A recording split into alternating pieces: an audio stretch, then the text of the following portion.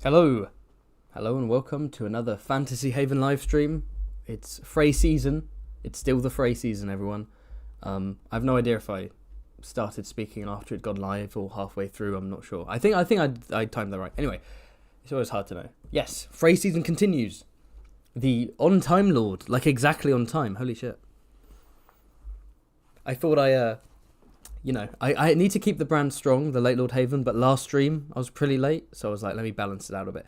Okay, let's just dive right into this one. No faffing about at the beginning. Let's dive right in. House Frey, smash or pass. Let's go through every single Frey and smash or pass. It's that simple. How else do I build this up? If you haven't seen my previous live stream, I rank every Frey just in terms of who's awesome and who sucks. So if you haven't watched that one, that'll be a fun one to check out. It's just called Ranking Every Frey. And of course, there's Every Frey Explained, my main channel video, where I just go through every single Frey, every single branch, and I break them down. Now we're in the victory lap. That video's done so well, over 50k views already. So we're doing the victory lap. Will there be spouses? Someone says in the chat. No, just Freys, blood Freys, biological Freys. They might not have the name of Frey, right? They might be House Hay, House Vance, but as long as they are biologically Frey. So the question is, how are we doing this? how are we doing this? So we want to have a, I don't just want to pass every single person. Let's have a proper discussion about them. It's not just a simple, are they attractive? Because let's be honest, they're Freys. No, it's also what do they bring to the table as a partner, as a lover, you know what I'm saying? And of course, goes without saying, anyone under 18 automatically a pass. We're not doing Westerosi standards here. Okay, yes. Okay. Right. Shall we begin? I guess like and subscribe, all that good stuff. Oh, and if you want to ask a question or just send in a message or anything, feel free to send in a super chat. I'll be reading them as they come up. I appreciate that a lot. The YouTubing is my job, so the money genuinely helps me continue doing this. And in the description there should be a link to Streamlabs. So that's the thing that Alt-Shift-X uses, where essentially it means that you can donate a message without YouTube taking half of it, right? So that's very nice. But it's up to you. Shall we get going? I've done enough waffling. I've done enough yapping. 93 people want to see me, want to see Smash or Pass Freys. Okay. This could be the beginning or the end of my career. I'm not sure yet. Okay, so let's start off with the one, the only Walder Frey himself. So, first off, he's 92. He's old. He's wrinkled. He has no chin. He's bald. He's losing his sight. He's losing his hearing. He's basically halfway out the door. Right, he's got one foot in the grave. He's basically a dying old man. Physically, there's not much going on. Personality-wise, he is nasty. He is rude. He's abrasive. Pretty sexist. Not the nicest guy out there. However, think about the stability. No, seriously, hear me out. This man is rich. Right? He's rich. He's got land. He does care for all his kids. He cares for all his kids.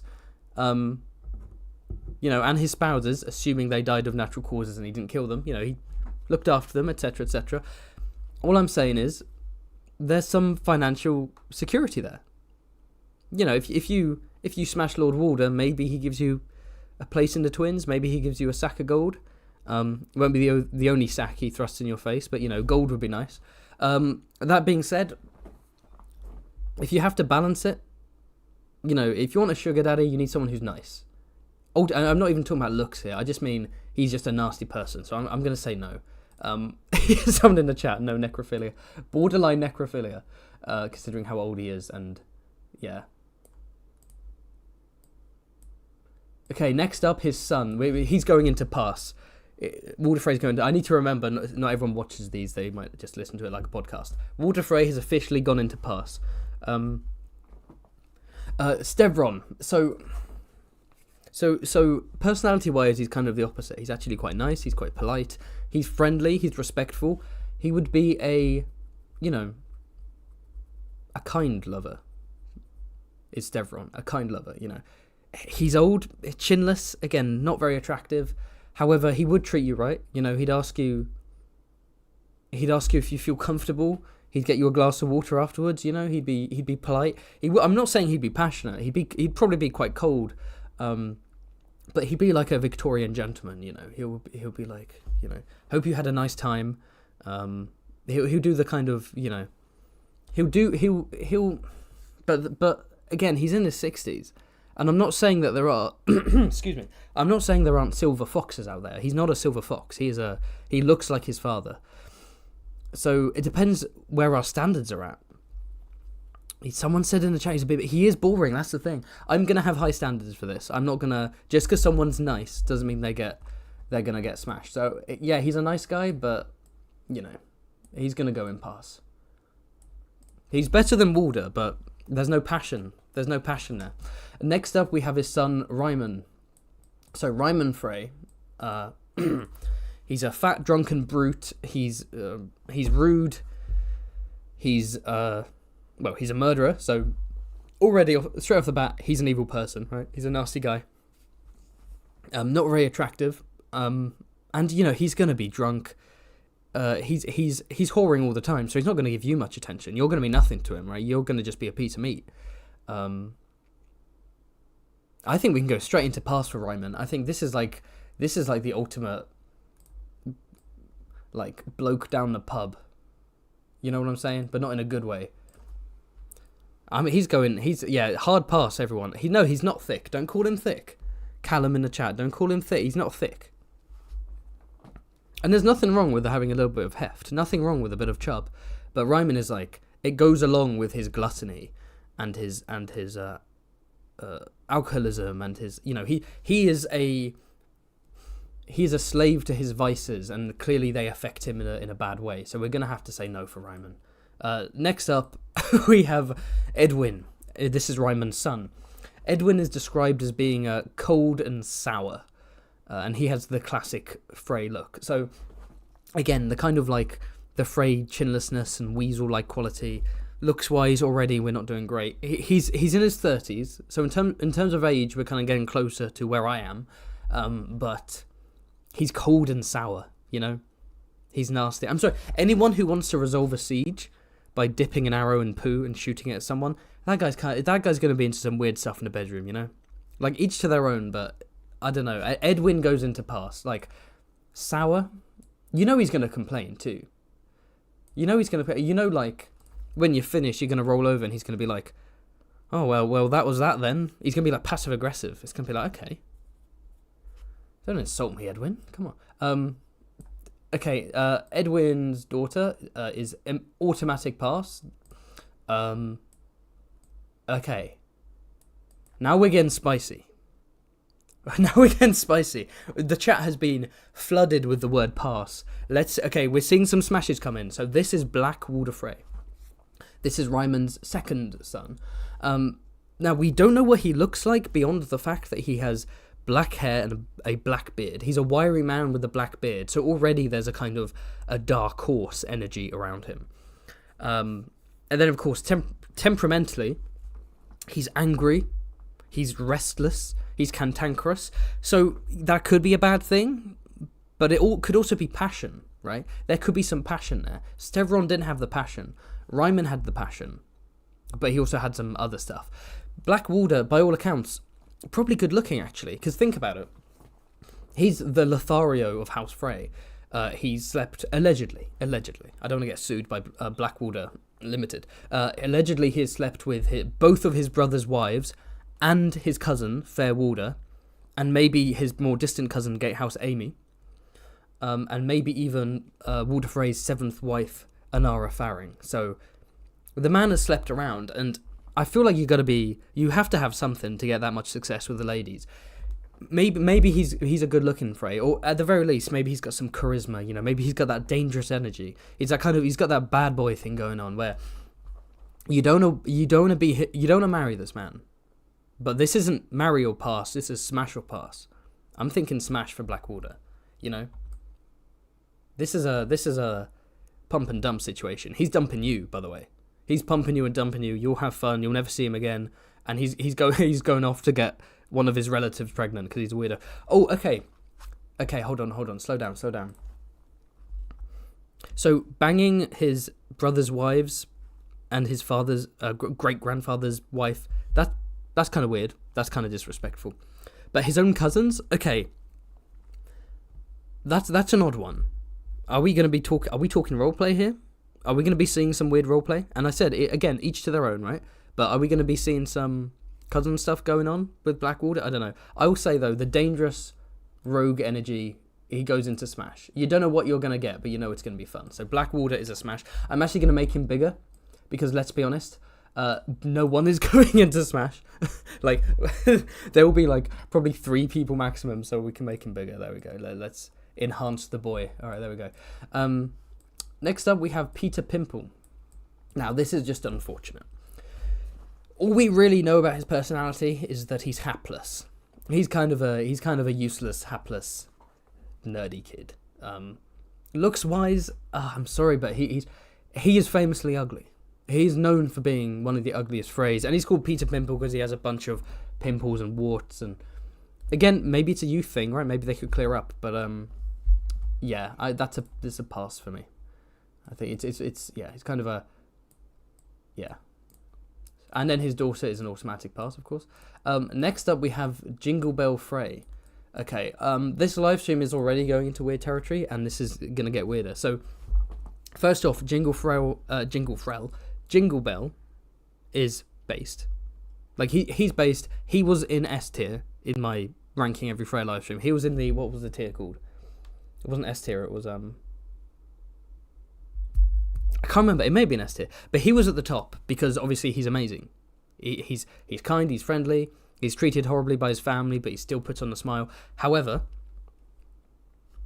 as we know, he's handicapped, and that's an immediate pass, right? But he is an absolute Chad. Next up, we have, who's this? Oh, this is Jingle Bell's sister. Oh, what's her name? Is it? I can't remember. Is this Miguel? I think this is Miguel Frey, who married into House Vance. We know nothing about Miguel Frey. I will say that there's a common trend with the Freys who are descended from Walder Frey and his first wife, Pera Royce, and that common trend seems to be they all look like their father a lot. They all seem to have the chinlessness, the watery eyes, the Frey weasel fever. The Crakehall Freys, like Hostine and so on, famously take after their mother quite a bit. The Blackwood Freys seem to as well. But the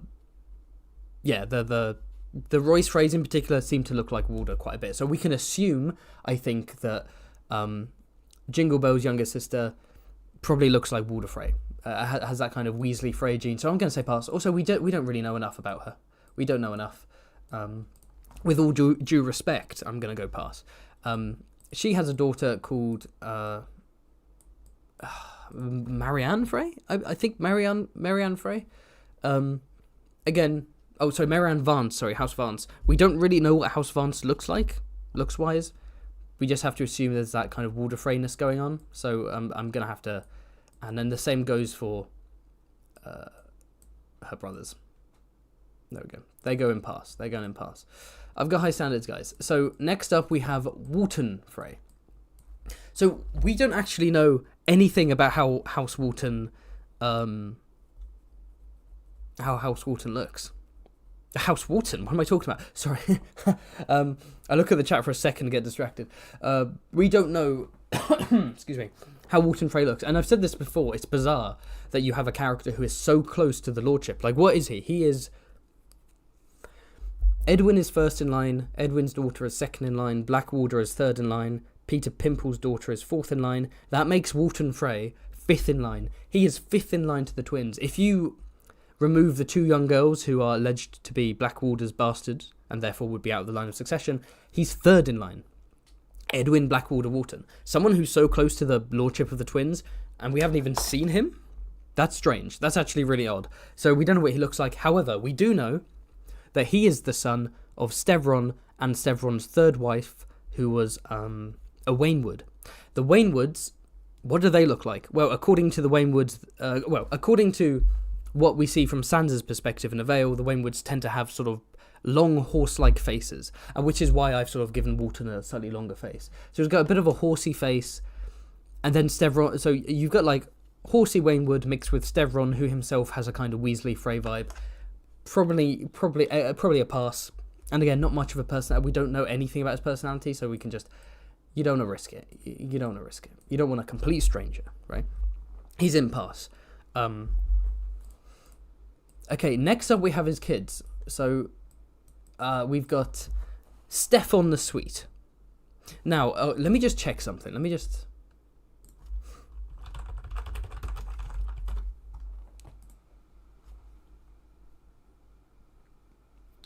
Okay. So Stefan the Sweet is the son of Walton Frey. Again, we don't know anything about him except that his name is the Sweet. I have drawn him good looking because the implication could be that he's not just sweet in terms of personality, but it could be his looks.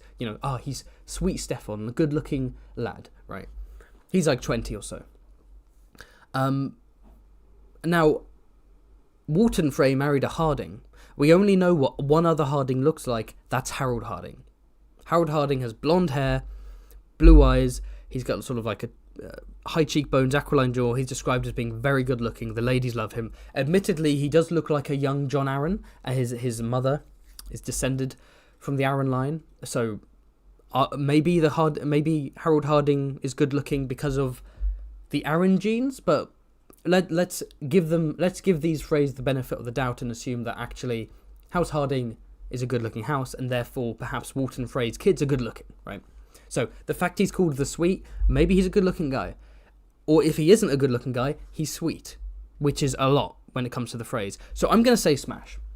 I'm going to say you've got a guy who's sweet, he's half Harding, probably a good looking chap. He can go into smash. Right? He can go into smash. Did I say aquiline jaw? Sorry, I meant aquiline nose. That's what I mixed my things up. He's got high cheekbones, defined jaw, and an aquiline nose, which is another way of saying a Roman nose, right? With a high bridge. But obviously, George R. R. Martin can't write Roman nose because that would be bizarre. Oh, imagine Valyrian nose. He had a Valyrian nose. It's like, ooh. Anyway, so next up, we have the one, the only Fairwalder Frey. So, Fairwalder is called Fairwalder quite famously because she is the most nubile Frey, as Catelyn says. She is the most attractive Frey. She is fair, and again because she has that Harding, because she has the Harding mother. I think the implication can be that she got saved from the Frey weaselness because of her mother's side of the family. How old is Stefan the Sweet?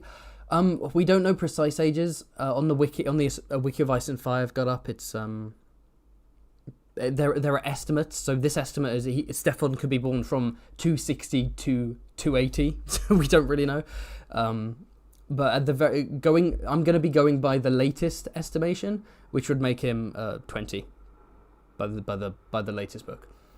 I will be checking this stuff. Yes, likewise, Fairwalder is 20 or 19, according to Wiki of Ice and Fire. So Fairwalder, I mean, again, let me actually, yeah. So just checking the wiki page, Catelyn considers her the most nubile. So she slept with Blackwater. Yes, it's deliberately. Oh yeah, okay. So when Roose Bolton gets the choice to marry a Frey, everyone assumes it will be Fairwalder because they're like, well, you get a choice, so presumably you're going to marry, Walder Frey's hot great granddaughter. Is it great granddaughter? Yes, it is. But instead, Roose Bolton, of course, marries Fat Walder because dowry, weight of silver, blah blah blah. So on one hand, this seems obvious, right? It's the only, well, not the only, but like the most attractive Frey somehow. And when you get the choice of all of them, everyone assumes you'll go after her. However, on the other hand, she has slept with Blackwater, so she might have very high expectations. Is all I'm saying. Blackwater is a beast. Like, I don't know, but I'm gonna go. I think we know where this is going. This is going in smash. We can say a fair smash to Fairwalder.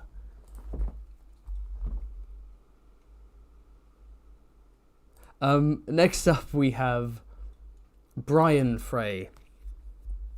Don't know enough about Brian. He hasn't got any nicknames that could imply anything about his looks or personality or anything, so I'm going to dump him into pass. Okay, next up we have Walder Frey's second son, Aemon Frey. So, Aemon Frey, looks-wise, so this guy's in his 60s, looks-wise, he's small, and, you know, I'm a short king, so I'm up with that. However, he's another chinless guy. He's very chinless, prominent Adam's apple. You know, he's got that gamer posture. You know he's got the gamer posture. He's balding, hand-wringing, just a coward. He's known for being kind of wimpy and a coward, and he's a bit of a cuck. I'm not going to lie, he's a cuck. It's implied that not all of his kids are his, and that Jenna Lannister sleeps around, and he doesn't do anything about it because he's kind of scared of her. I'm gonna say pass on Aemon. You know, that's a wet noodle in the bed. You don't want a wet noodle. You know, you want someone with some self-respect. If this man doesn't respect himself, how is he gonna respect me? How is he gonna respect you? However, his wife is not on Smash or Pass, but we know she would. We know where she would be. She would be. Okay. Oh. Okay. I'm gonna quickly, before we move on to his sons, I don't want to miss out on a super chat. I think a super chat went by earlier. There we go. Thank you for the super chat from the autistic goldfish. What a name. Who says, not a Frey, but Smash or Pass, Brienne of Tarth. I feel like I like one of the replies. Pass, she would pretend that the other person is Renly. I think I'm gonna have to pass on Brienne because she likes them 6'5" and buff. I'm a short king. I don't think she's gonna be into a short king. It's not gonna work out. It's not gonna work. I'm fine with a taller woman, but I don't think she's gonna be. If she's into Renly, she's a picky woman. I'm gonna have to pass on that.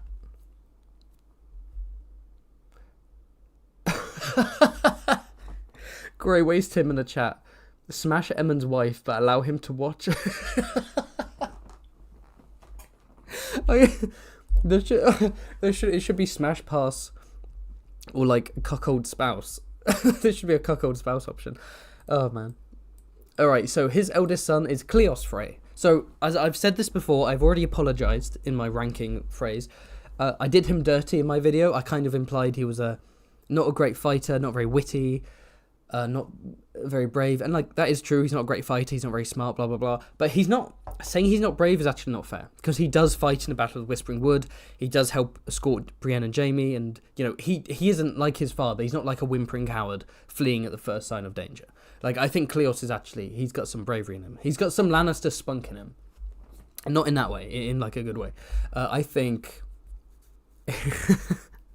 yeah, that's the one thing he has in common with Cersei. He has Lannister spunk deep inside him. He's described as looking very Freyish. So, you know, he's balding. He's got a bit of a, you know, the chinlessness, bit of a gormless look. But he seems like a nice guy. He seems like, but again, we have high standards here on Fantasy Haven. We have high standards. Unacceptably high, some would argue. But if we're going to put Stevron in pass, even though he's a nice guy, we're going to have to put Cleos in part. You know what? Maybe I should have had a friend zone option. You know, there's like smash a pass and then friend zone. Cleos and Stevron go into friend zone. They're like, I want to be friends with you, but I'm gonna pass. Whereas pass is just like go away. Cleos is a smash. Someone says, hey, each their own. If you would smash Cleos, go ahead. I'm just.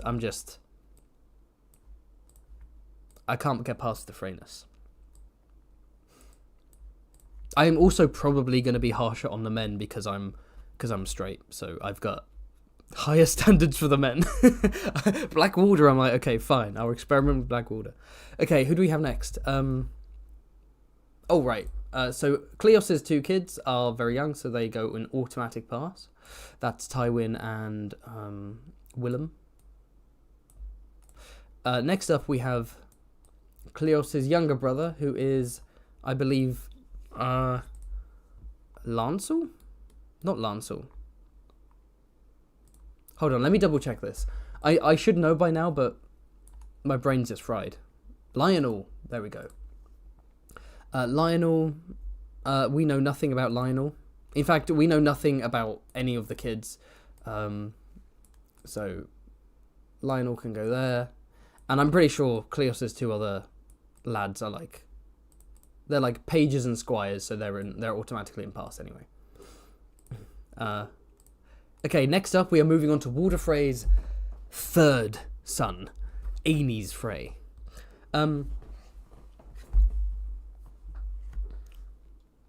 Did Haven stop reading my comment before the finish? What comment did I stop reading? Did I stop reading a comment?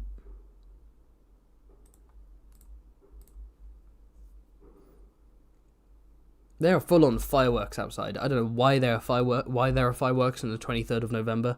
I don't know what event is happening. We finished celebrating the capture and death of the Catholic terrorist who tried to blow up Parliament earlier in the month. I don't know what the fireworks are for here, but there we go. Okay, so Aenys. So Aenys is, first off, he's described as a giant of a man. So we've got some height. People like height. Unfortunately for me. He's a giant of a man, though. Okay, there's something there. He's bald. Some men can pull off the bald. I feel like Frey men can't pull off the bald. You know? If you're bald, you kind of need to be... some people just have the head for it, you know? Frey, if you've got the weak chin, the weak Frey chin and bald, I just don't think it works. I don't think it works. And in particular, he tries to cover his chin with a beard that's described as a rat tail. So he's got like a rat tail beard coming down. Imagine him on top of you. In the bedroom, that rat tail just slapping your face side to side. Oh, no thanks. And of course, personality-wise, he has cruel eyes, according to Theon. He's got these nasty, cruel eyes. He's not a very nice guy. I think we can safely put him in pass. He wouldn't be... If someone has a rat beard and cruel eyes, they're going to be into some stuff you don't want to even know about. You didn't even know existed. Get the hell out of there. Get away from that. Oh, and it goes without saying, if you disagree with me, let me know in the comments. Let me know in the chat, right? Like shut me down if you're like, no, screw you. That guy's a smash or that guy's a pass. Let me know. This is subjective. This is just my opinion. Anyone can have their own opinion. Why is he named Aenys? I don't know. There are only two other Aenyses in Westeros history that we know of. That's Aenys the First Targaryen, who is history views as a kind of hapless king. And then there's Aenys Blackfyre, who Bloodraven invited to a great council to make his case to be king as a troll. And when Aenys Blackfyre actually arrived, Bloodraven had him beheaded and was like, oh, you fell for it. So it's basically a hapless Targaryen and a hapless Blackfyre. Why would you name your third son after that? Name them Aegon, name them Daeron, name them anything. Jaehaerys, if you want to suck up to the Targaryen kings who were on the throne at the time, right? This is before Robert's Rebellion, right? Because they're in these lads are in their 60s or so. Anyway, so okay, we have an interesting one here. Aegon Bloodborne. So I've talked about before, we know nothing about him, we don't know what he looks like. All we know is that he's an outlaw, and he hasn't appeared in a book series. So yes, we know nothing about him, and that makes me lean towards pass, because it's like, you know, you're gonna know something about. However, the mysterious nature, okay, mysterious and dangerous. He's got Blackwater vibes, right? Mysterious and dangerous, even more mysterious because we literally know nothing about him. Outlaw, someone who's willing to break with his family, like a rich noble who breaks from his family and becomes an outlaw in the woods. That's characterful, you know. I'm gonna go smash for Aegon Bloodborne.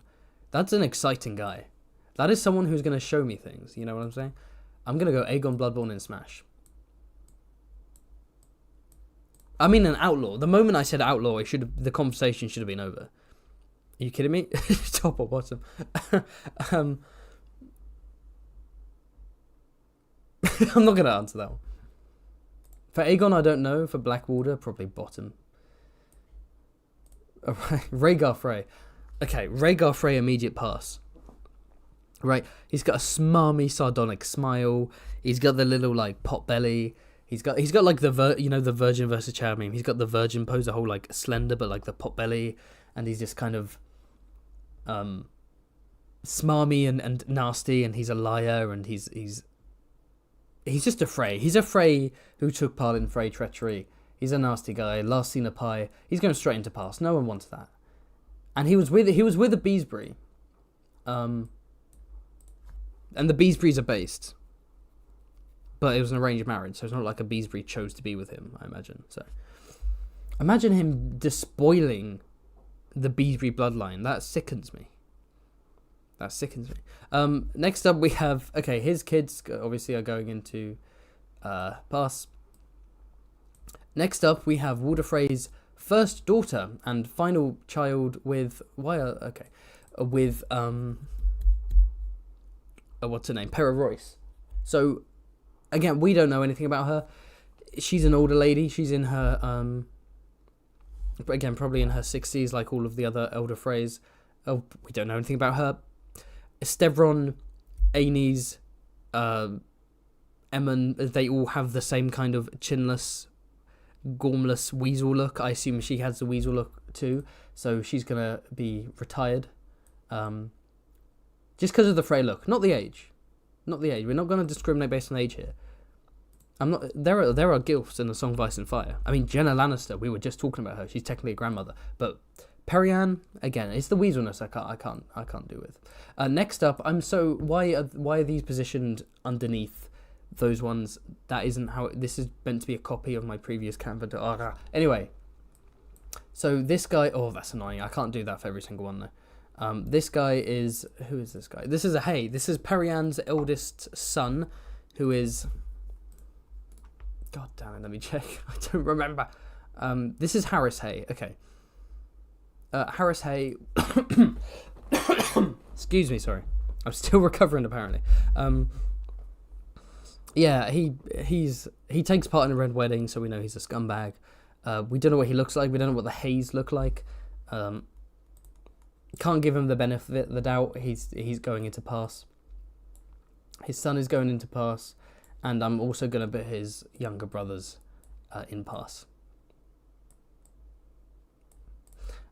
Next up, we have Walder Frey's fifth son and his first son by slurring my words a bit. First son by Swan, Corinna Swan, I believe. Hold on a second, can I have some water?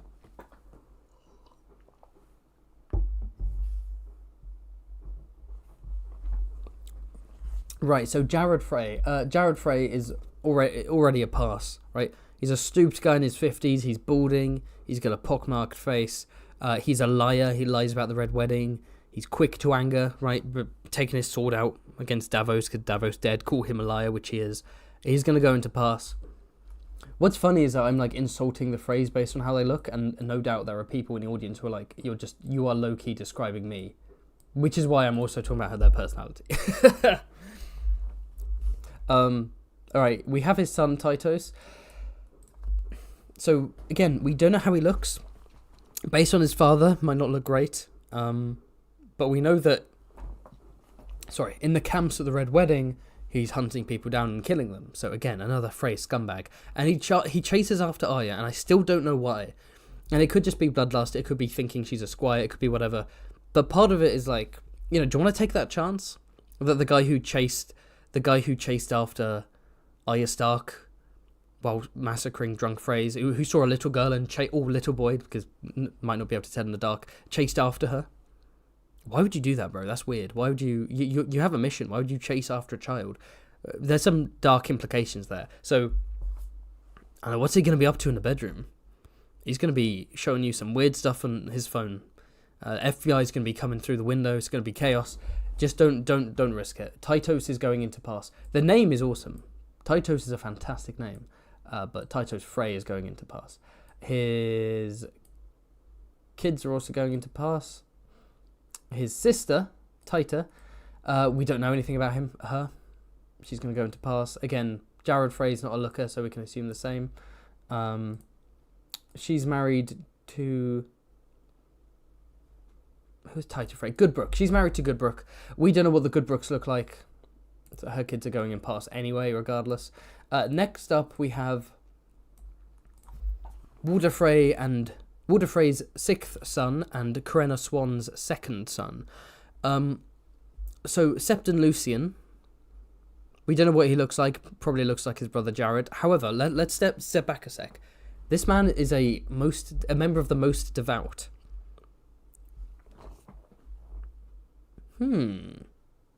Okay. Okay, we're cooking here now, actually. The man's got power, he's got wealth, he's got influence. And we don't. And I said the same about Walder Frey, but Walder Frey's like a known scumbag. Lucian, we just know he's a bit corrupt. We know that he tries to bribe the most devout to become High Septon. But hey, he has ambition. The man's clearly got influence, power, ambition, intelligence. He's grinding. The downside, of course. So, you know, I'm just thinking, a concubine of a potential High Septon, that could get you places. However, because he's in the faith, technically it's not allowed, so it's a risk. So even if you wanted to smash, like, you could be beheaded as a heretic or whatever, like as a traitor of some sort. It's not allowed. He's gonna have to go in pass, I'm afraid. He's going in pass. I don't even know if he'd want to smash. I feel like if you willingly choose to join the faith, you're probably not interested in smashing. Because as we know, organized religions are completely pure. And once you become a priest or whatever, you never want to smash. Okay, next up we are moving into the Craighall branch. Okay, so the Craighall branch, the men are big and strong and burly. The women are curvy and fertile, etc., etc. They are the Craighalls. They're boars. They're Sidhu as a boar. They are a bunch of boars. B-O-A-R, not B-O-R-E. They're also boars, B-O-R-E, to be fair. So Hosteen, on one hand, so he's in his 40s. He's tall and he's buff. He's as strong as Frey. So, yes, there's sort of Hosteen Frey has daddy energy. Feel free to clip that and send it to George R. R. Martin. Hosteen Frey has daddy energy. Personality-wise, though, very quick to temper. Very quick to temper. So on one hand, a smash could be fun, but if you piss him off, maybe he slaps you. Maybe he hits you. Maybe he starts shouting at you. Maybe he goes crazy. Maybe he starts ranting about his ex, and you're like, oh, for God's sake. I don't know, man. I think the anger issues, I'm not gonna... I think it's too risky. People in the chat seem more receptive to the Craighalls. We've had a lot of passes so far in the chat, but I move on to the Craighalls, people are like, hold up, he's cooking. We're cooking now. Himbo. All the Craighall men are himbos, but... Next up, we have his son, Arwood. We don't know anything about Arwood. Presumably, like his father, he is well-built. I feel like we don't know enough, so he's going in pass. And then Arwood's kids are, of course, going in pass as well. Next up, we have... I got these people mixed around. Next up, we have Lythene Frey. So Lythene Frey is the Walder Frey's second daughter and Melissa Craighall's first and only daughter. She marries into House Viperon, which is the house with the frog sigil. So we don't know anything about Lythene. In terms of, like, personality, we don't know anything. In terms of looks, we don't know anything, but because... people are spamming smash in the chat. Bear in mind, just to clarify, I'm trying to base this off of, like, personality and looks in the books, not based on how I've drawn them, because I have made some of them unintentionally quite good looking, according to the chat. That's not me saying that. So Lythene. So she's probably in her 40s / late 30s. I think 40s, I think. And all the sons look like Craighalls. They're all described as either being well-built or large. So it's reasonable to assume that Lythene looks like the Craighall women. And of course, they are known for being thick with 2 C's. I think we're gonna go smash for this one. I think this is our first Frey MILF. And again, this is being very generous because we don't know what she looks like. And I think I'm already being a hypocrite in terms of previous comments I've made about not knowing about characters. But if the vibe of Lythene is thick MILF, let's go for it. Next up, we have her kids. Let's just double check.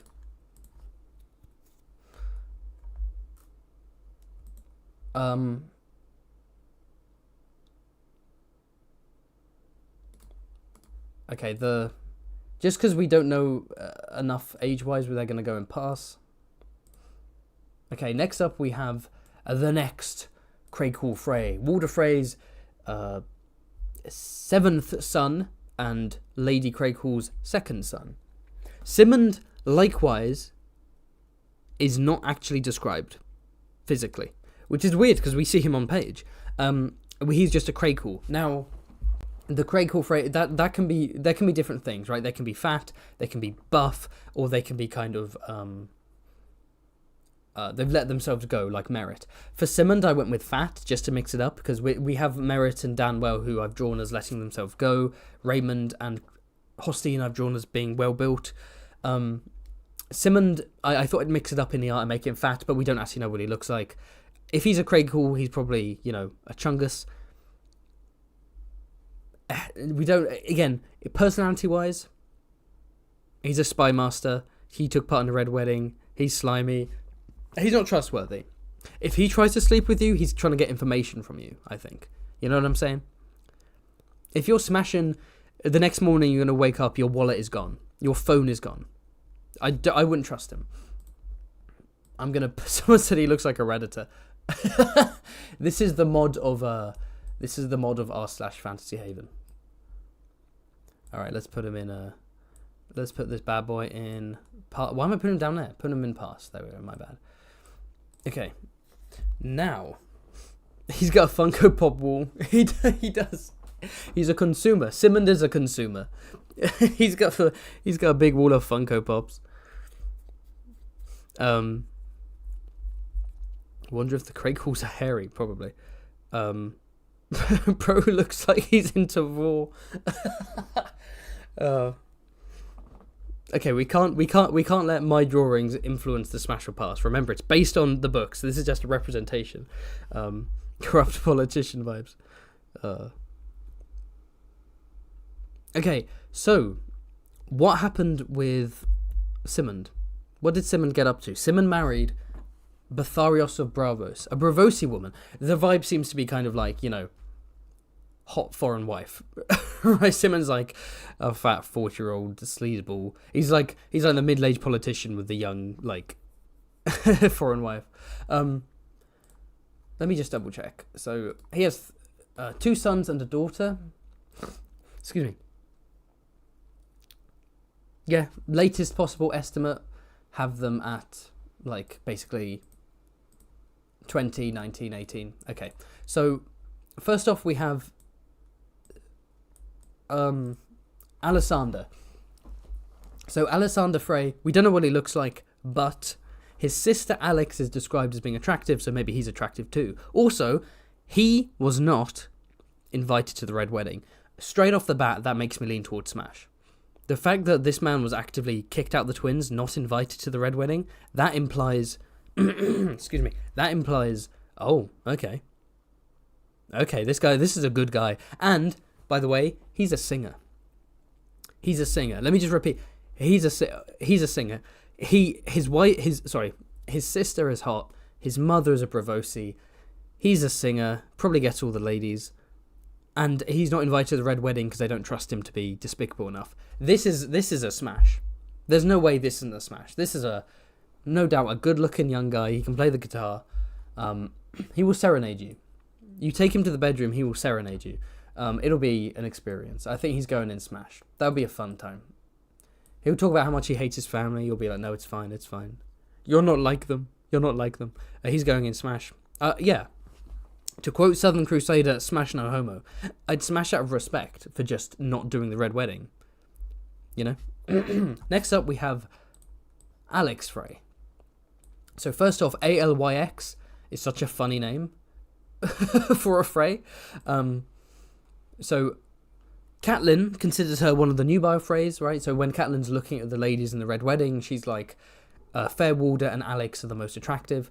From what I understand, she's not as attractive as Fairwalder, so she's probably second most attractive. On that basis alone, a good-looking Frey, I think we're going to go into smash, right? The fact that she was deliberately seated next to Robb, Walder Frey seated Fairwalder and Alex on either side of Robb, he literally surrounded Robb with his hot descendants to mock him, to be like, I know you think we're ugly, guess what? There are some hot Freys and you fucking broke your marriage betrothal, so fuck you. It's very spiteful. But hell yeah, Alex is going in smash. You kidding me? In you go. And then Bradamar is... we don't know anything about Bradamar. He's a ward of a Bravosi merchant. He can go and smash. We don't really know enough about him. I don't know why his eyelids are like a different colour from the rest of his face. It's a rare Haven art mistake there. Next up, we have Walder Frey's ninth son, right? Yes, Walder Frey's ninth son and Lady Craighall's third son. Danwell is physically not described, but he's a pathetic Frey. He's not as bad as Merritt, but he's, you know, he loses tourneys to hedge knights, and he's just in the background. Excuse me, I'm simultaneously trying to repress coughs and now hiccups. I now have hiccups, so I apologise for that. Anyway, Danwell, yeah, he's just kind of pathetic. If you've got like a noble, like a pretty highborn noble, who loses to a hedge knight in a joust, that's kind of emasculating. I don't know. I don't think that puts me off. Danwell can go and pass. Next, and he has no kids. Next up, we have... How does he not have kids? Because he's married to a Went, and the Wents apparently are renowned for having difficulty with fertility. So, yeah. And that's even stressed about Walder Frey's wife, even though...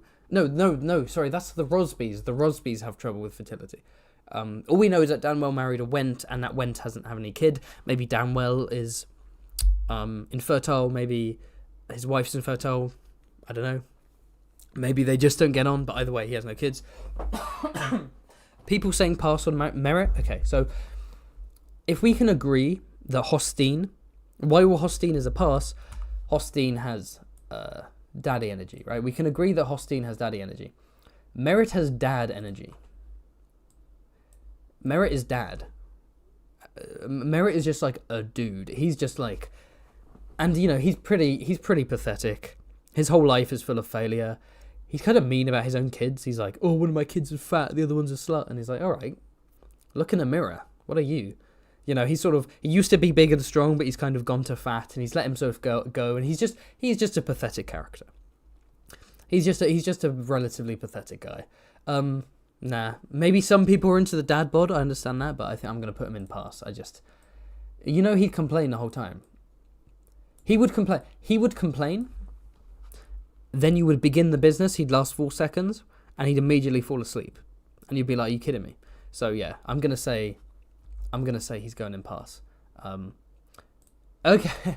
All right, chat, please. Can we relax for this next one? Can we relax? Let's be mature here. Let's be sensible. This is... Fantasy Haven is a business, guys. Come on, let's be sensible. You're my fan base. You need to represent me well. So let's be calm in the chat. Next up, his daughter, Gatehouse Amy. So Gatehouse Amy, we don't know much about her, so she can go and pass, I think.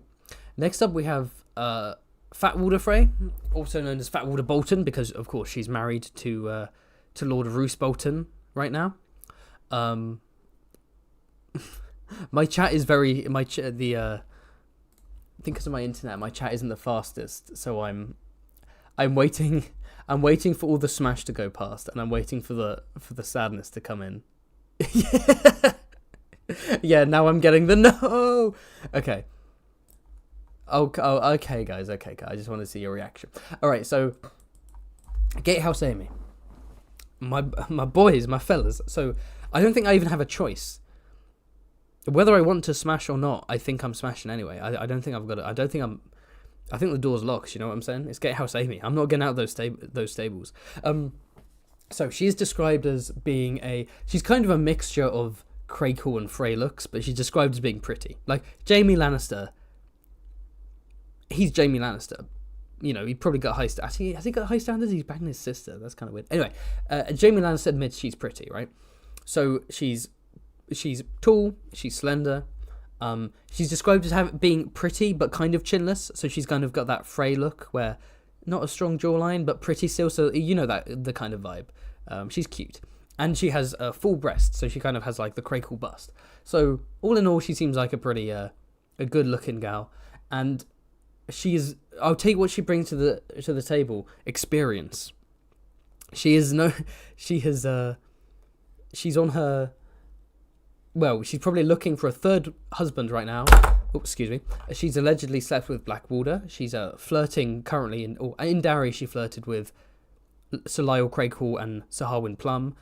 We know that she was forced to marry her first husband because she was caught with not one, not two, but 3 stable hands who were having some fun with her at the same time. Fully clogged up, nowhere escaping from her that day. So she knows what she's doing. So I think a smash with Gate House Amy is just, you just let her do the work. You walk in and you're like, you show me. I can't show anything to you. You show me. So some people raising the point that it could be risky for recreational use only. Again, this is not marry or pass. This is smash or pass. This is a bust a nut and flee the hut situation. I'm gonna put her in smash. This is a stupid live stream. What a dumb live stream. Isn't her dad her uncle? No? What? No. How does that work? No. I don't think so. Yeah, wait, what? You got her winking. That was an accident. I didn't mean to pick the winky one. There was a mistake. I'm not saying it wouldn't be risky. Like, it would be risky. Just in terms of Westerosi hygiene. But it'll be worth it. Next off, we have Fat Walder Frey / Fat Walder Bolton. Now, I made a mistake drawing this.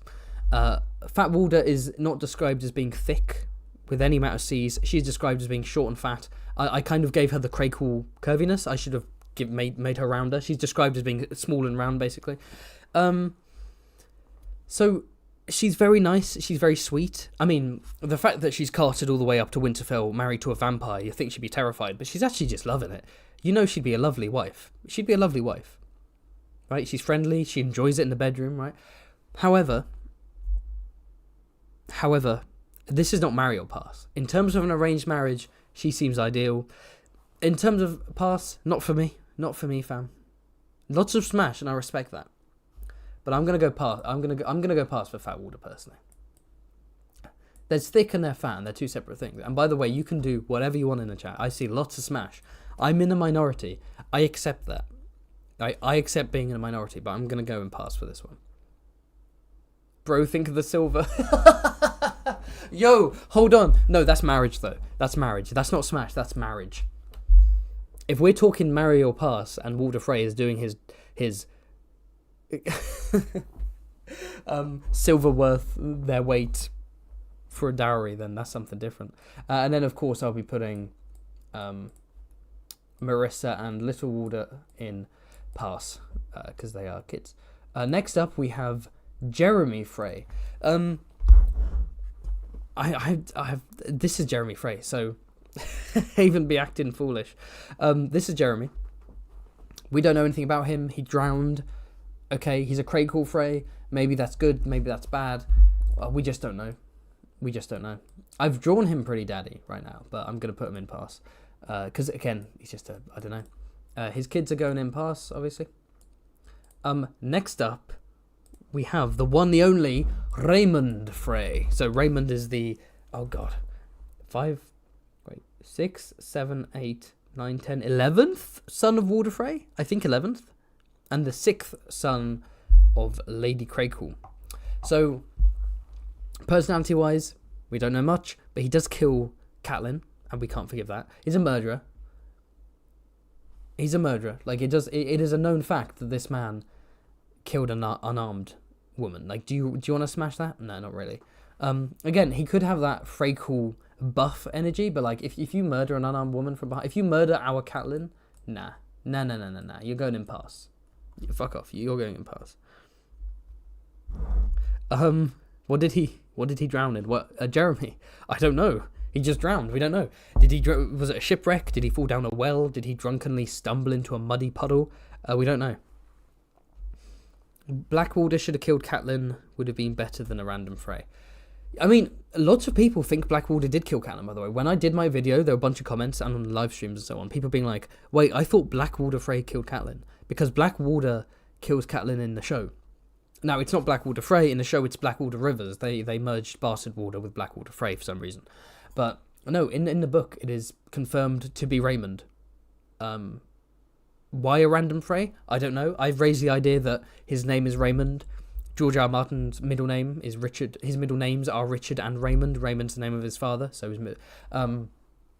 So it could be a weird self-insert where he's like, here's a Frey named after my middle name. I'm going to have him kill Cat because I'm killing Cat as the author. No one else has said that theory, by the way.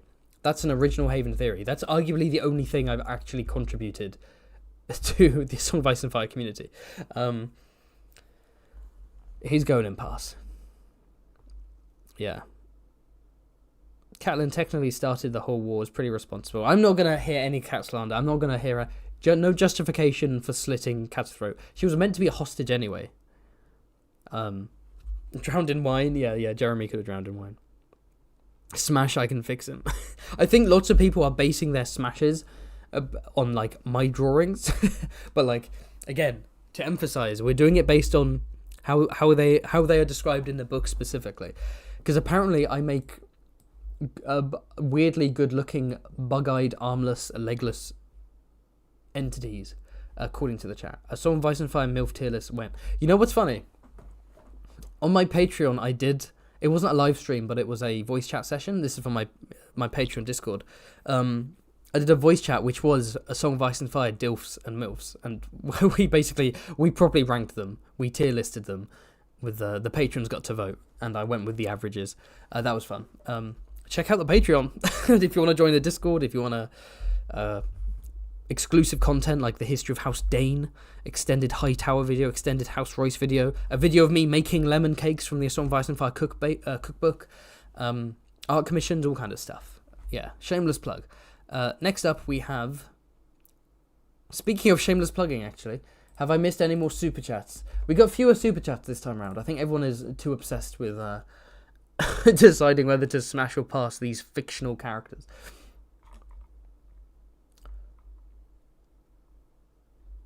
Married a Beesbury but killed Cat, redhead MILF. Is that your pros and cons? He did marry a Beesbury.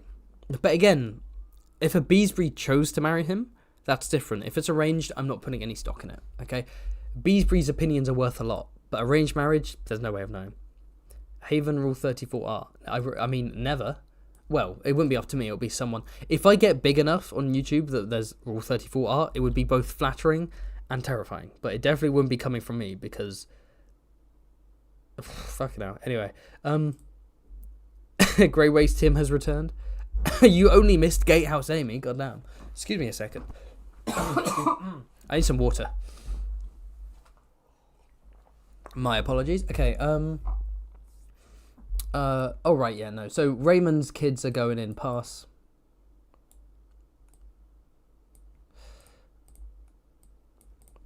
Okay, next up, we are moving on to the Blackwood branch. Walder Frey's marriage with Alyssa Blackwood. So, Walder Frey's 12th, I believe, son, and Alyssa Blackwood's first son, is none other than Lothar Frey. So, in terms of looks, this guy's kind of cool. He's kind of cool. So he has a clubfoot and a cane. So wait, how is his cane described? I think he's quite drippy actually. I don't think I mentioned this in the video. And this picture of Lothar is one of my many revamps of older Frey pictures that I made better. Like I made them all a year ago for the old House Frey video.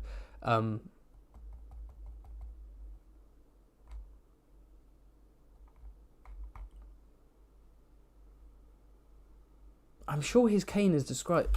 Could someone in the chat tell me, do some research, be my hive mind, Lothar Frey's cane that he uses because of his clubfoot, is it described as looking a certain way? Because I remember it being, like, the head of the cane being described in a drippy way. So, but anyway, let me know in the chat.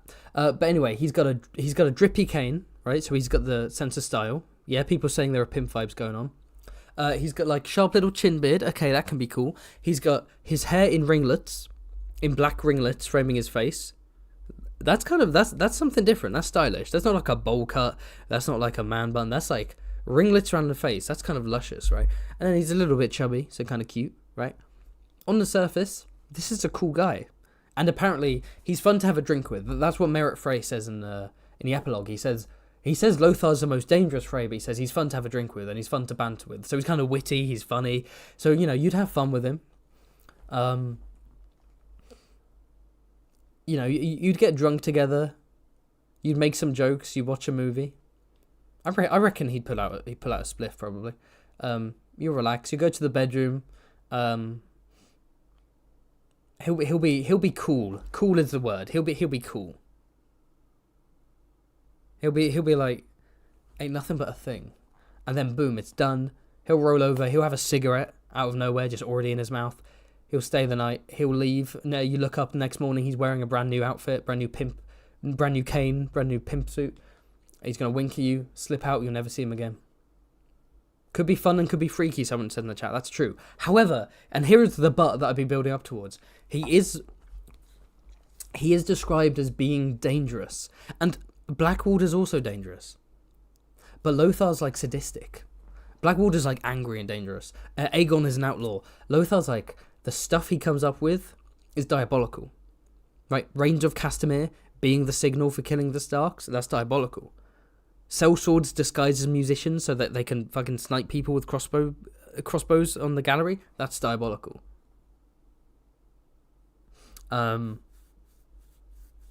Rigging tents to collapse, tents covered in oil so that they can easily be set alight and burn the stuff. It's evil. And Cal in the chat says he'd be a definite smash if it weren't for the Red Wedding. I'm not even joking. See, if I'm going by those standards, see, that's the thing, because Blackwater also took part in the Red Wedding and he's smash. And you could argue that his kind of Lothar's diabolical Machiavellianism and his creativity, he could introduce you to some fun stuff. Also, where is that cane even going? I'm gonna put him in Smash. Actually, he's going right in Smash. I didn't expect to do that when I started this live stream, but I think we need to. We're putting Lothar in Smash. His daughter's going in pass. Sociopath vibes. Yeah, but it's not marriage, it's just one night. That could be a fun night. I know they say don't stick your dick in crazy, but that's fine because he's the one sticking his dick in you, so it's okay. There's no way this stream isn't getting demonetized, right? Like, it's over for my channel. You'd wake up missing a kidney. That may be true, but the night before would be the best night of your life, so you gotta... He's got Riz, exactly, Tim. To narrow down my 10-minute rambling, Lothar has Riz. And that is Merit Frey approved Riz. Okay, so was anyone able to find any passage about his cane, by the way? Why do the Freys have the hats in the show? I don't know. Why do the Freys look like peasants in the show? Don't ask me. It's just bad costume stuff.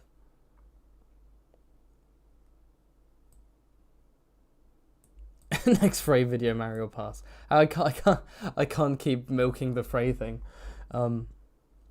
Okay, so next up we have the next Blackwood Frey. This is Jamos Frey. Again, we don't know anything about him. Jamos is a stupid fucking name, and for that reason alone, I'm gonna put him in pass. There we go. Jamos is going in pass. Jamos, you don't want to smash a Jamos. You know what I mean? And his kids are also going in pass. Shout out to Big Walder, by the way, the future Lord of the Twins, potentially. Again, my theory is he'll become Lord of the Twins by being betrothed to Edwin's daughter, or if she's dead at Blackwater's hand, Peter Pimple's daughter. He won't murder his way to the top. There's too many Freys in the way. And next up, there's the next Blackwood kid the next Blackwood son, who is what was it? Lothar, Jamos, and what's this guy called? Waylon Frey. Sorry. Looks wise, we don't know. Again, probably the dark, pale skin and dark hair of the Blackwoods, which is a cool look. We know that Big Walder is described as having a fox face, so it could be that the Blackwood Freys look kind of foxy. They got that fox face. That could be kind of cool. That's a unique look. But ultimately, in the Red Wedding, he's responsible for Okay, well, he's a lightweight because he passes out of the Red Wedding, but simultaneously he's responsible for killing Grey Wind. So if you're a lightweight and you kill an animal, that kind of makes him worse than Lothar, even though Lothar organised the whole thing. So I'm going to put him in pass. I can't be doing with Waylon. There we go. In Winds of Winter, he's going to co-found a company with his friend Walder Yutani. Thank you very much. Anyway, and then, yeah, his kids going in pass. Now we have moved on to the Rosby Freys. Here we have Perwyn Frey. I think we are now moving into the category of Perwyn. Okay, so Perwyn is... Yeah, Perwyn's in his early 20s. He's a good guy. He's a Rosby Frey. He's friends with Robb. He's not invited to the Red Wedding because he's too nice. Davin Lannister hates Freys, meets him and says Perwyn's a decent lad. If you're a Frey and a Lannister who hates you describes you as decent, that makes you a good guy. Now, again, being a good guy might not be enough because obviously Stevron is in pass. But Stevron has that kind of like cold older man vibe where like he's polite and he's nice, but there's no passion there. Perwyn is probably like... Perwyn's probably a stud. Let's put him in Smash. Oh, we're running out of Smash. I didn't anticipate Smash to be so filled up, to be honest. Although, who am I to be surprised when I put fucking Lothar in Smash? Why is Lothar in Smash? What am I doing? Perwyn, you, my friend, are going in Smash.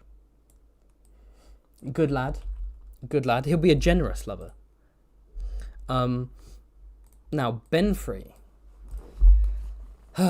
Ben Frey does take part in the Red Wedding. Ben Frey takes part in the Red Wedding. And again, yeah, Blackwater does, Lothar does, so it's not an automatic no. But, again, the Rosby Freys, by all accounts, are kind of cute in the first place. But Ben Frey can't even catch Stacey Mormont. You've got... Come on, lad. Come on.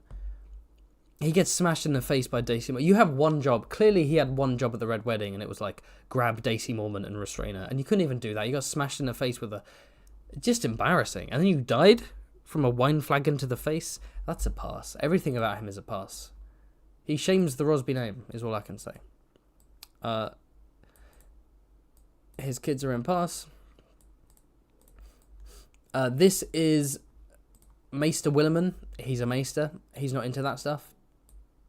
He cares about books and nerdy shit. And then I think, in terms of legitimate phrase, I think we're done. Let me look at Oliver.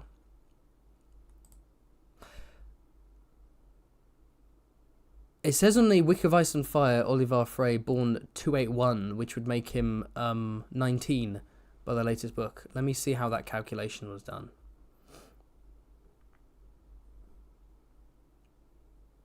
Oliver Frey is 2 years older than Robb and is known to have been 18 in 299 AC. Okay, so he's basically 19 by the latest book. Okay, so this is the last one then. This is Oliver Frey.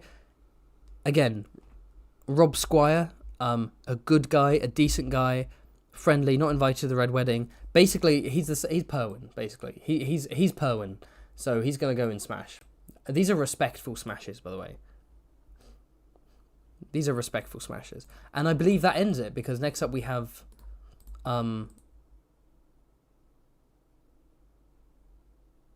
next up we have Roslyn, and what does it say here? Roslyn is... How old is she when Edmure marries her? Like 16 or something creepy like that? So Roslyn's going past... Although on the tier list, she was in Wholesome, for what it's worth. She's in Wholesome in my previous tier list. And then we have... oh, let's lift them all, actually. Let's get them, clump them together. We have the phrase of of Lady Inara Farring. The kids, they're all going in past, obviously. And which leads us on to the bastard phrase. Roslyn is either 18 or 17, according to Batflash. I thought she was younger. Maybe I'm getting mixed up with the show? I'm not sure.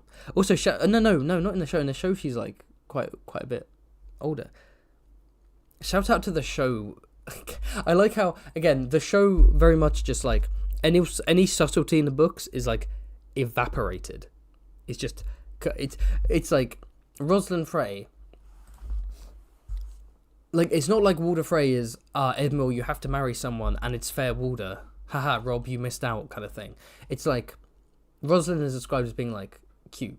She's pretty. She's not, she's kind of delicate. She's not a supermodel or anything, but she's kind of pretty. And then in the show, they just went with, let's just make Rosalind really hot. Like, let's just go with the most obvious thing, and Walder Frey, hot Rosalind, and Edmure was like, oh, this is awesome, and then Walder Frey looks at Rob like, hey, you didn't see that coming, did you? Which is fine, because, you know, it's all there's a humorous aspect to the Red Wedding in the show. You know, there are, before the massacre begins, there are some nice elements of humor, which include a scene where Walder Frey is listing off all his daughters, like, you could have married all my daughters, and he's like, this is Walder, this is so-and-so, this is so-and-so, and then at the end he's like, and this is Waldina, Waldron, and she's like, my name is Mary, and he's like, oh, fine, and like, that is a genuinely a funny moment, but that moment involves him listing off a bunch of his daughters and granddaughters with names that are fully invented. They're not in the books, they're not Freys in the books, like, they're not even book names, let alone a Frey. There are so many Frey daughters and granddaughters and great-granddaughters where you can take their name, and there's a fun reference. And in the show, they just have, like, a scene with a bunch of Frey girls, and Walder's reading them off, and they're just random names, and it's like, surely you have the books, like, literally next to you where you're right, just open it up and look at the appendix and be like, oh, let's throw these names in as, like, a reference. Why would you actively just, like, ignore it's just strange to me. Sometimes the writing Game of Thrones was as if it was like they were writing some aspects of the book from memory, like they just didn't have the book next to them, they didn't know how to Google it on the wiki or search Vice and Fire, and they were just like coming, oh damn, what's the name of this character? I don't know, let's just make one up. Willem, let's go with Willem. It's like, but it's right there. Like, in season 1, Arya, you know, in the books, Arya has to marry Elmar Frey, that's part of the deal Catelyn forges with Walder Frey. And in the show, they changed his name to Waldron Frey. And it's like, okay, fine, but why? It's not a big deal, but why do you need to change the name Elmar to Waldron? What does that affect? What does that do? Why change it? It's like they were like, oh, what's his name? Fuck, I wish there was a way of finding out. I'll make one up. Waldron. I don't know. Anyway, but yeah, Rosalind Frey in the show, the whole meme is she's just a wooga. It's a shame she didn't come back. It would have been cool to see her in season 6. This is show Rosalind. It would have been cool to see her in season 6. I mean, the fact that we even got Edmure, the fact we even got the River Run plot, even though it was 2 episodes, is kind of remarkable, actually.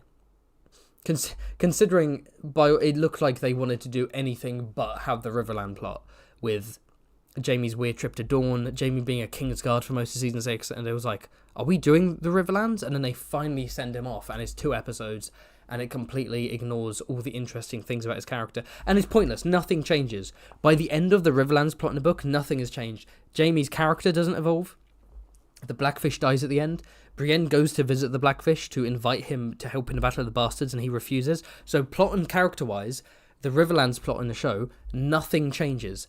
Full stop. It's apart from River Run passes from the Blackfish to the Freys, which doesn't affect anything anyway in the long term. So it's like just dumb. Anyway, you know what? Show. Should I do a smash or pass for the show phrase? Because I'm doing my next video. I had a bit of a week off because every Frey took a lot out of me. I'm still recovering, etc. But next week I'm going to be doing every Game of Thrones Frey explained. I'm going to be going through the show version of the phrase, and breaking them down, kind of taking a piss, right? It'll kind of be like every Frey explained, but kind of a sillier version, I guess. Should I do every show Frey smash or pass? No, that'd be a dumb one. I'm going to put show Rosalind in smash just for the meme. Dun, da, da, da. Okay, shall we move on to the bastards? Who wants to move on to the bastards? Let's get it done. Let's wrap this stupid live stream up. 200 viewers. Come on. 200 of you are watching this? I think Quinn's latest video about where the show went wrong was right on a lot of points. I haven't watched it yet. I'm going to listen to it after this live stream, actually. I know there was something about he was going to do a Cersei video, and then on Twitter he said he's not doing it anymore, and it looked like something happened, and I don't quite know why. I don't know what that was about.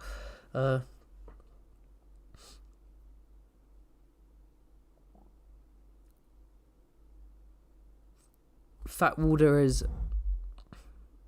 People were talking about Fat Warder's age. How old is Fat Warder meant to be? I thought Fat Warder is like a young adult, like 18, 19, something like that. Let's double check. I mean, she's in past anyway, which was apparently controversial. Oh yeah, the wiki says she was born 283 or 284. Oh, okay. Wow, really? Damn, a Roos. What the fuck, Roos? Roos. Come on, Roos. Fair Ward is right there, Roos. I know you... Do you need the silver? Do you really need the silver that badly? Roos, come on, bro. The latest book is set in the year 300. Roos, come on, Roos. Jesus. Come on, you're trying to be a cool vampire vibes, not creepy vibes. Come on. Yes, creepy, but not in that way. Creepy in like a cool way, not in a... Anyway. Okay, so, so we have two... So, Warden Frey has lots of bastards. 2 female bastards are mentioned in the appendix. I basically modelled them off of the Perianne, like the kind of Weasley-looking ones. With the watery eyes. One is called... Melara Rivers, and one is called something Rivers, I can't remember. We know 0 about them, and so 0 about them. Walder Frey, I'm just going to assume the worst. Pass.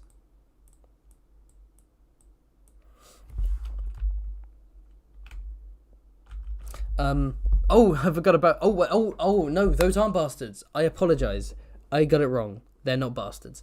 Though that's Jane and Alice Frey. So Diana and Alice Frey. So these are the Freys that...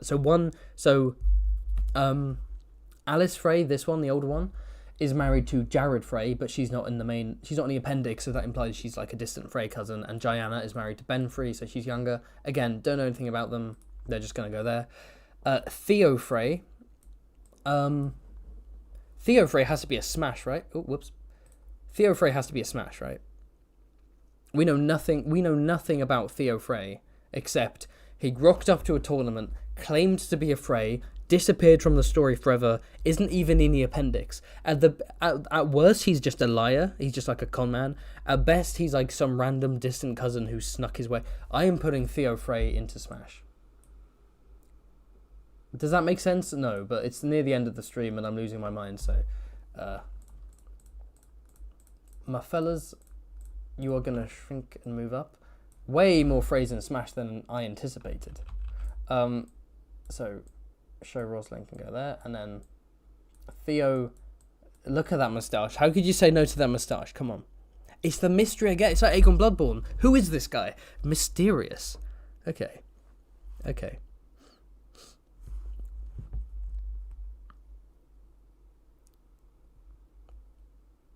Roos was probably just trolling.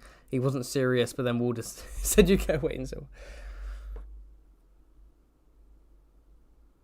This is what 14 years without a book has led us to. 14 years without a book has led us to scolding Roos for being creepy, for marrying someone too young. God damn. Yeah, Dany in the books is very young. There's a great piece of art of Dany, which is just her as a child. Like just sitting on a rock or something, her as a 13-year-old, and it's shocking because so much of the art is either basically based on Emilia Clarke, who's obviously a beautiful young woman, or as this sort of like 90s fantasy, like hot woman, hair singed off, the Carthene gown with one boobie exposed. And it's art of Daenerys always shows basically an attractive woman in her early 20s, right? Very rarely does it show her what she is, which is a child. There's a lot of criticism, genuine criticism to be had about how the narrative treats Daenerys. Actually, oh, whoops. And not how other characters treat her and, you know, the brutality of the situation and blah, blah. No, I mean, like, the narrative in my opinion, goes places it doesn't need to when it comes to how it portrays Daenerys, and it's weird, and it doesn't need to be weird. But I think that's just a product of like 90s fantasy weirdness, to be honest. So let's officially move on to the bastards. I've been teasing you too long. Bastard Walder, gruff old man. He's just kind of rude, and he hates everyone who's not a bastard. Hates himself for being a bastard. Do you want to smash that? Because he's just gonna hate me. I was born in wedlock. Thank you very much. So when he finds that out, he is gonna be angry, and not angry in like a Blackwater fun way. Angry in like a, I don't know, man. It's gonna be uncomfortable. You know what I mean? It's just gonna be awkward. So I'm gonna put him in pass. His son is called Aemon. We don't know much about him apart from he's a bit dumb, and it's like, all right, he can go in pass. We don't know anything about his daughter really. Pass. Aemon's daughter is automatic pass. One of them is a maester. That's kind of cool, but again, a maester. So it's kind of nerdy, and not in a hot way, you know, just in a kind of stuffy old way, a dusty way. You know what I mean? I don't want to be showered in dust. There we go. Then we have Jane and Melara Rivers. We don't know anything about them at all. These bastards are actually in the story. Okay. Which one's Martin Rivers? This is Martin Rivers, I believe. He's ruddy-faced. That's all we know. He's ruddy-faced. Yeah, that's it. He's going to go in pass. Nothing wrong with being a bit weather-beaten. We just don't know enough about him. Rhaegar Rivers, again, polite. He scolds Walder Frey for being rude to Catelyn, and Walder's like, shut the fuck up, you're a bastard, and your mother's a milkmaid. So, pass. Politeness isn't enough. I need to know more. And Ronald Rivers, you know, brave guy. If I just pass by part, you know where I'm going with this. It's pass. Okay. So now officially, Frey Smash or Pass is done. How many Freys are in Pass? Quite a lot. How many Freys are in Smash? 1, 2, 3, 4, 5, 6, 7, 8, 9, 10, 11, 12, 13. Well, 12 ignoring Show Roslyn, that's a meme. 12. 12 Freys in Pass. 12 too many, if we're being honest.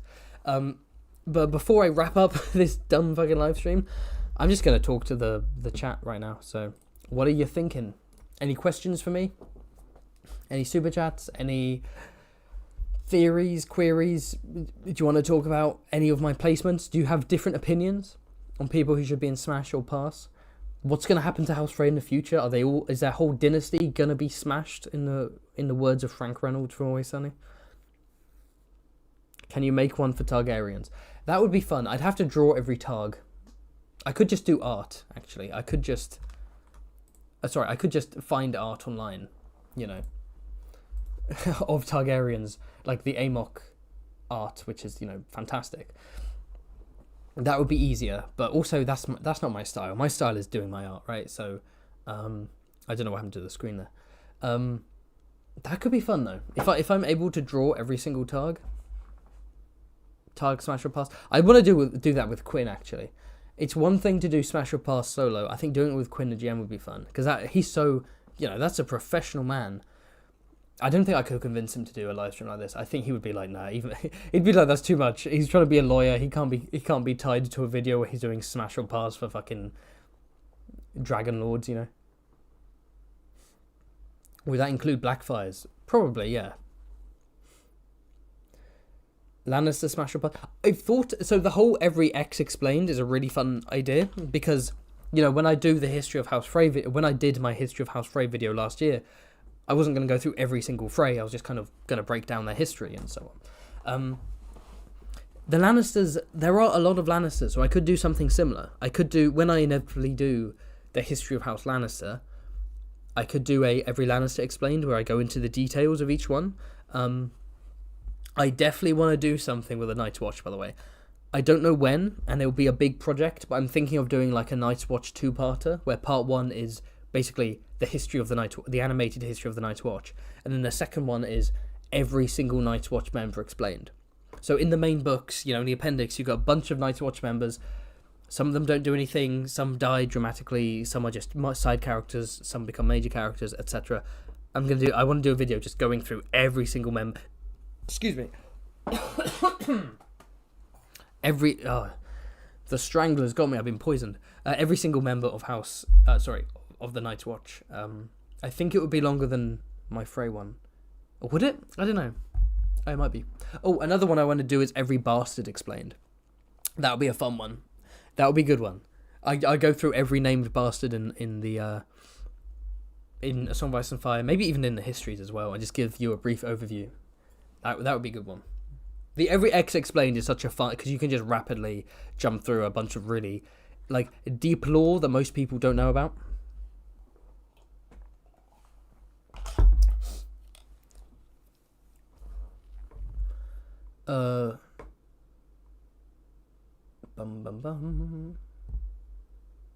Every Targaryen Explained. That would be fun. That would, yeah.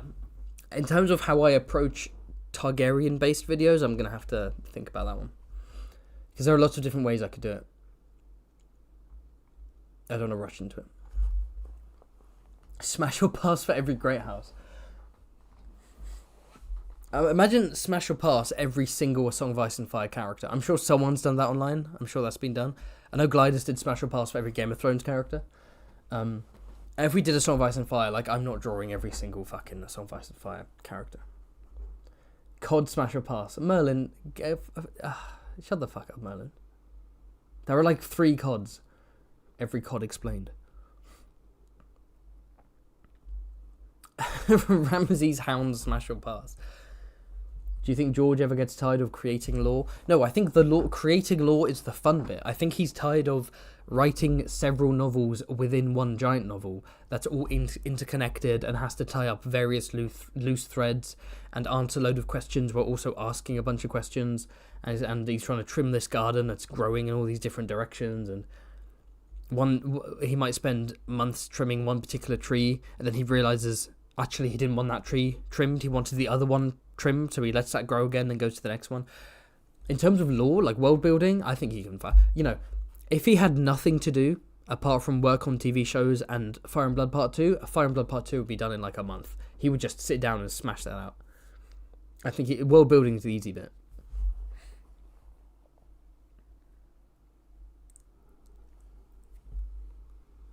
Smash or pass for major castles.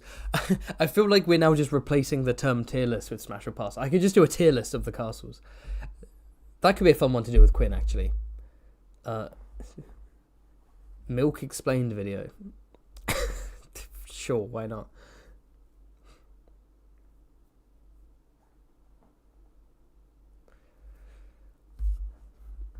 So Vice and Fire MILF list. I've already done a MILF tier ranking on the Patreon and a DILF ranking as well. We like balance here at Fantasy Haven. Smash or Pass is funnier than a tier list, like inherently.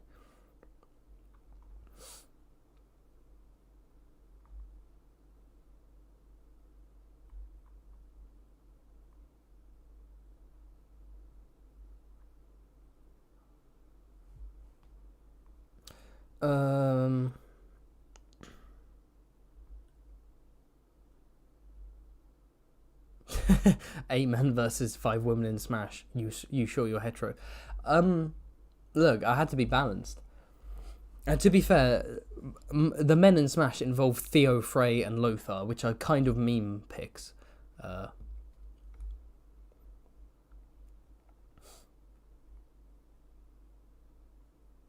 Right.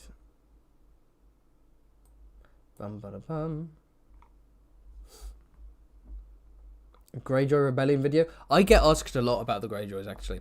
When it comes to people requesting videos, people are always asking me, do a Greyjoy video, do Greyjoy Rebellion, etc. People really want... I'm definitely going to work on Greyjoys. There's a lot of enthusiasm for that. I got to follow the enthusiasm. I've just got this weird kind of sense of... I almost don't want to do the ones that are popular because what do I do next? You know what I mean? But that doesn't make any sense. There's no point in doing a video no one wants. Like, the history of this, and like everyone's like, cool, I guess, but no one was asking for Karstark house history. We wanted Greyjoy, so we'll see. I also haven't done a book versus show in a while. We love the books versus shows. And the last one I did was Rhaenys for House of the Dragon. I'm thinking I could do like a Ramsay one, maybe over December. You know, the kind of snowy northern vibes. We got snow in England. Or my part of England, we got snow for like the first time in ages. Only for like an hour, then it fucking melted. But I opened the curtains. I was genuinely. I got like a white jump scare. I was like, "Oh my god!" And the white jump scare is what everyone gets when they decide to smash Blackwater Frey. The dating game for every eligible bachelor/bachelorette in Westeros. There's a lot of will I do more what ifs in the future? Yes, that's another popular thing. What if? The what ifs are very difficult because you want to have fun, but you don't want to be goofy, and you also kind of need to do. So, for those who don't know, what if are like alternate history/alternate fantasy. Like, I have a video which is kind of underrated. Not loads of people watched it actually. Which is what if the Blackfires won? And the idea is I go through all 5 Blackfire rebellions, and I'm basically like, what if they had won these rebellions and how? And, you know, you have to suspend your disbelief. Oh, it took me a while to get that one out, didn't it? You have to suspend your disbelief a little bit on those. But the idea is, okay, there are future things that happen. How would the Blackfires now deal with those, right? So, like, if Daemon Blackfire takes over, what are the consequences of him doing that, and how does he deal with that? Or if so-and-so takes over, okay, but now this event that happens anyway in history, how does he deal with that kind of thing? And so when people are like, oh, do if Aegon never conquered Westeros, but it's like, but what do I say? It's just, there are a bunch of kings on the continent, and there's, I don't know, what do they do? Like, what happens? They just rule and maybe fight each other. Like, there's not much to do, really. Whereas something like, what if Robert lost Robert's Rebellion? There's more juice there. There's more meat there. Because it's like, okay, well, we can see what would happen. You know, we can talk about Rhaegar cooing Aerys. We can have a split timeline where Aerys survives the coup and he's ruling. And then another timeline where Rhaegar becomes king. And then you have, like, the Long Night as a set event. And you can kind of, you know, work with that. But then a lot of that sort of depends. The stuff that's closer to A Song of Ice and Fire is like, because we don't have those final 2 books, it's you know, it's like, what was Rhaegar actually doing? We don't really know yet, so I don't know. Excuse me. Excuse me, sorry. So it's just kind of, yeah, the what ifs are like, there are a few specific ones that work, but a lot of them are just, you don't just want to be purely making stuff up randomly. Like, you know, what's another example? Again, the whole Aegon never invades Westeros is the best example. It's like, what do you do beyond that? Or, you know, what if the Long Night never happened? It's like, well, I don't know. You know, a good ones could be like, what if Maegor the Cruel was never born, and then trying to navigate that? Maybe, I don't know. But send them in. Genuinely, send in your what ifs, because people want more, and I want to do more. They're harder to make than the usual videos. But if you could be anywhere in Game of Thrones, where would you be? Either the Reach or Dawn, I guess, just because it's nice and warm and sunny and lovely. I don't know if I could handle Dornish spice. Maybe the Reach then. What if Dagon Cod wasn't killed at Moat Cailin? If Dagon Cod wasn't killed at Moat Cailin, Westeros would be a utopia by now. What if Walder Frey married Arianne Martell? Yes, of course, because Arianne Martell was offered Walder Frey as one of the. She was offered Walder Frey. She was offered the Old Lord Estamont, etc., etc., and it was deliberate because Doran didn't want to seem sus by not offering Arianne to people, so he deliberately offered her to old men, knowing that she would refuse, and he'd be like, oh, she's so unruly, I'm so sorry. But in actuality, he was deliberately waiting so that she could marry Viserys Targaryen, which didn't work out. That's a couple, Viserys and Arianne, god damn. Arianne Martell video, I mean, that would, yeah, that could be cool. There'd probably be, That would I'd probably discuss her story just in a Martell video generally. I don't know if I do a separate Ariane Martell video.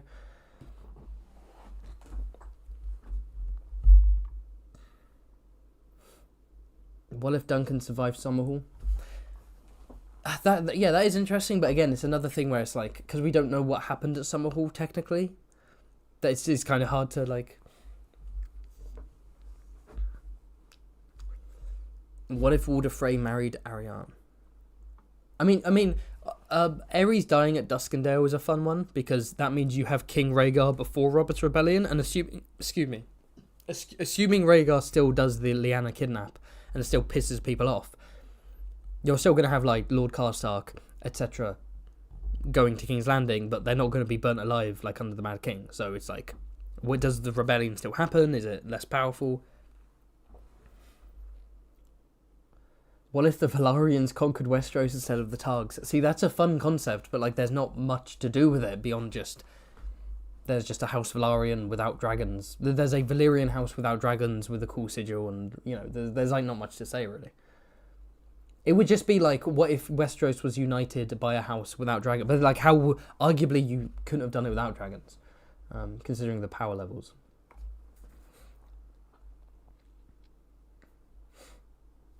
I like the thought that if Robert lost a rebellion, a video about what if Robert lost a rebellion. There's a lot you could do, yeah, in terms of like Stannis going to the Night's Watch Stannis rising to become Lord Commander. That's actually pretty badass. And assuming that you still do,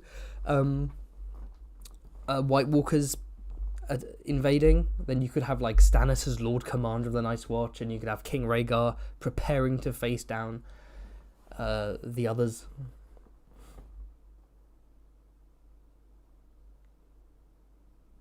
Animated Duncan Egg. I think, honestly, I'm definitely going to have some videos prepared for Duncan Egg. Such as, I might release History of House Baratheon, specifically for Duncan Egg, just because we're going to meet the Laughing Storm. I could do animated recaps of each of the Duncan Egg books, like just full on, like the Hedge Knight animated, and do a breakdown. And then if there are any interesting characters in the Hedge Knight, in the HBO show that deviate from the novellas, I could do like the real book versus show videos I do.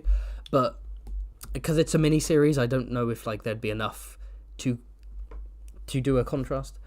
What if Dolores said was more lucky?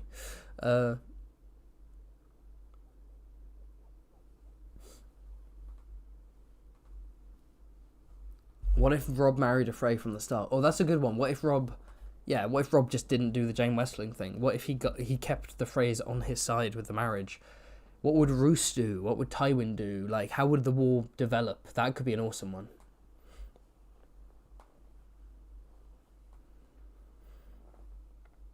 Rohan Weber smash, someone says. Share a C star, says Rohan Weber smash. That is a couple I haven't considered.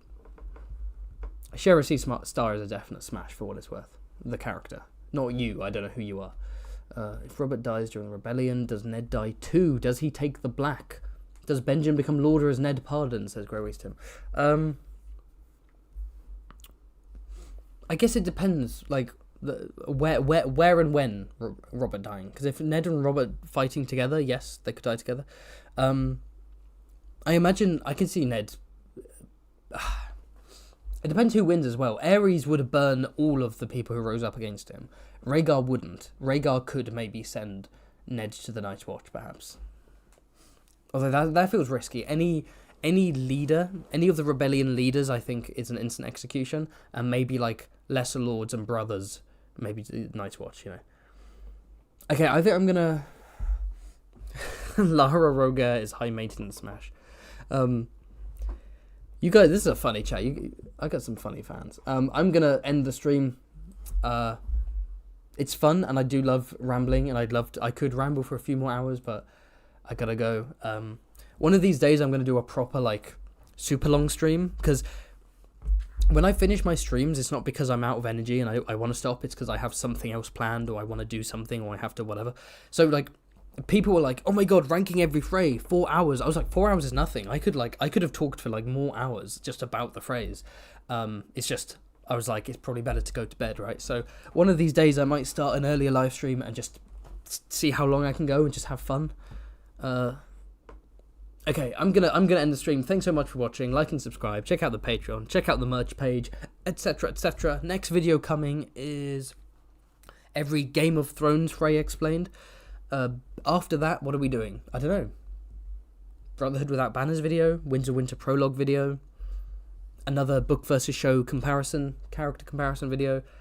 Night's Watch, do I do that one, or is it a bit early? That might sap a lot out of me, actually. Maybe I should leave it a few months. Anyway, leave your suggestions in the comments, I guess. Take care, everyone. And remember, stay smashing or passing. It's up to you.